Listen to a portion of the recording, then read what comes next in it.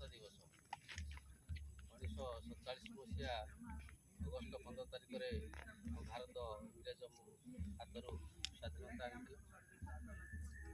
ଏହି ଜାତୀୟ ପତାକା ପାଇଁ କେତେ ବୀର ପୁରୁଷ ମାନେ ତାଙ୍କ ଜୀବନକୁ ବଳିଦାନ ଦେଇକିନି ବହୁତ କେସ୍, ବହୁତ ମାଡ଼, ବହୁତ କଳି ଖାଇକିନି ବହୁତ କଷ୍ଟ ଦେଇଥିଲେ। ତେଣୁ ଆମ ଏଇ ଯେଉଁ ଡ୍ରାଇଭର ସଂଘ ନିମିନ୍ଧା ଜିପିର ସମସ୍ତ ଭାଇମାନେ ଆମେ ଆମ ନିମିନ୍ଧା ଜିପି ଡ୍ରାଇଭର ସଂଘର କେମିତି ନାଁ ରଖିବା, ସମସ୍ତେ ଆମେ କିଛି ବଳିଦାନ ଦେବା। ତେଣୁ ସମସ୍ତେ ଆମେ ଏକତା ହେଇ ଏକ ମନରେ ସମସ୍ତେ ଚଳିବା। ନିଜ ନିଜ ଭିତରେ କିଛି ବାଦ ବିବାଦ, ରାଗ ରୁଷାକୁ ମନରେ କିଛି ଧରିବାନି।